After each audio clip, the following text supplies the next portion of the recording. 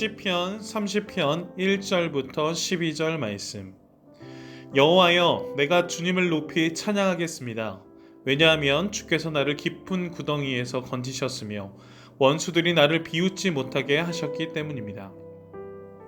여호와 나의 하나님이시여, 내가 도와달라고 주를 찾았더니 주님께서 나를 고쳐 주셨습니다. 여호와여, 주님께서 나를 무덤에서 들어 올리셨으며 내가 구덩이 속으로 내려가지 않게 하셨습니다. 주님께 속한 모든 성도들이여, 여호와를 찬양하며 그의 거룩하신 이름을 찬양하십시오. 그분의 분노는 잠깐이지만 그분의 사랑은 영원합니다. 긴 밤을 울면서 보내야 하지만 아침에는 반드시 기쁨이 찾아옵니다. 안전하다는 생각이 들 때 난 결코 흔들리지 않을 거야 라고 말했습니다.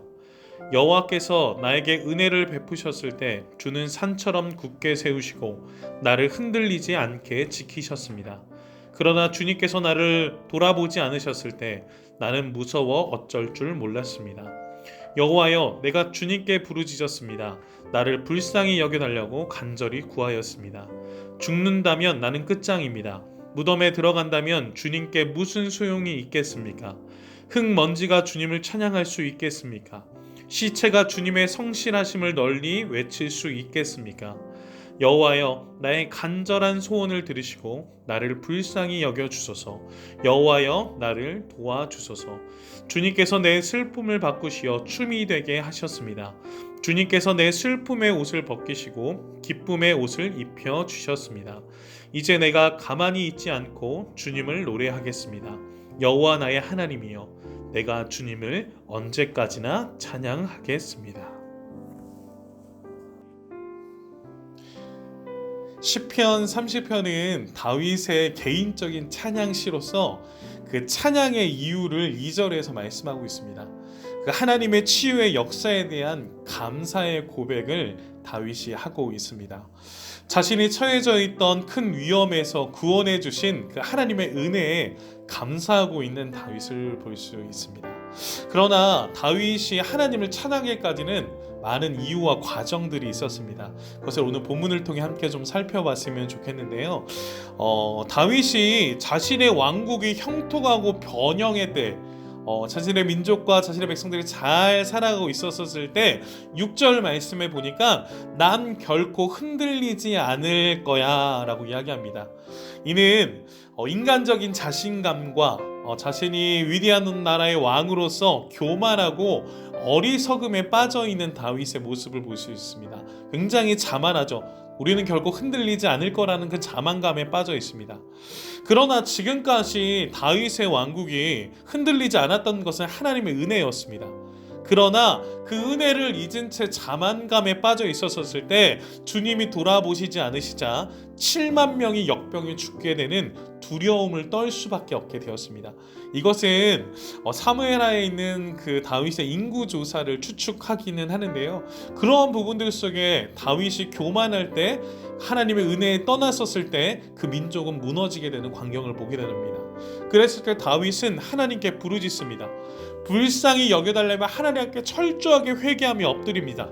자신과 이스라엘 민족이 왜 죽지 않아야 하는지를 철저하게 밝힙니다. 그리고 하나님을 부르짖습니다.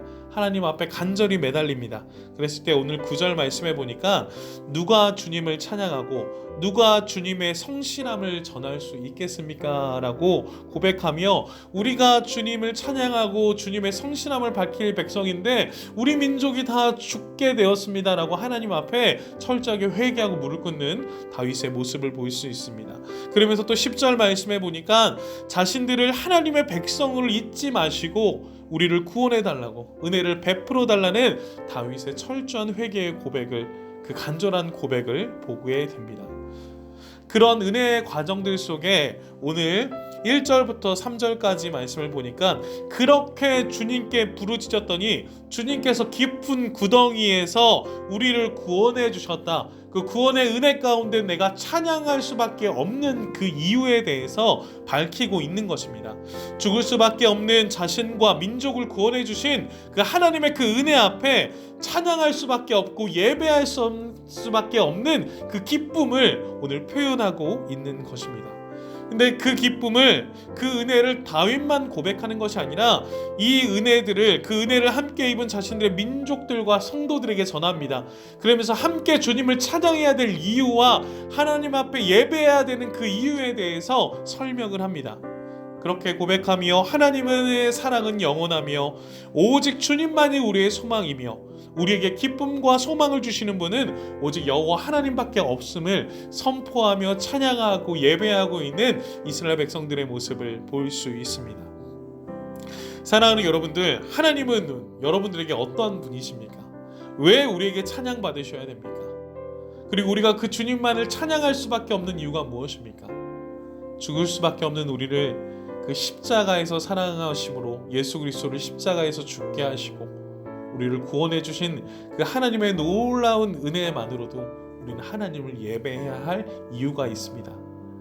이 땅에 어떠한 소망도 없는 이 때에 주님만이 소망이시고 주님만이 우리에게 기쁨을 주시는 분이심을 우리가 믿어 더욱더 하나님을 온전히 예배하는, 하나님을 찬양해야 될 많은 이유를 가지실 수 있는 저와 여러분들이 되기를 간절히 소망합니다.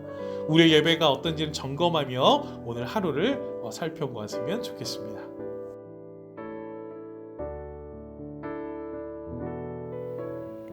오늘 본문이 잘 이해되셨나요? 말씀을 천천히 다시 묵상해 보시고 질문에 대답해 보아요. 첫 번째, 본문에서 하나님은 어떤 분이신가요? 제목을 정하듯 한 문장으로 정리해 보세요. 두 번째, 느낀 점을 적어 봅시다. 본문에서 느낀 점을 자유롭게 적어주세요. 세 번째, 적용을 구체적으로 해봅시다. 다짐이 아니라 실천 가능한 삶의 적용을 구체적으로 적어보세요. 네 번째, 기도 제목을 적고 기도해요. 묵상을 통해 삶의 변화를 위한 기도 제목을 적어보세요. 오늘도 말씀과 함께 하루를 시작하고 마무리하는 말씀의 세대가 되어요. 예수로 차지 10미닛이었습니다. 감사합니다.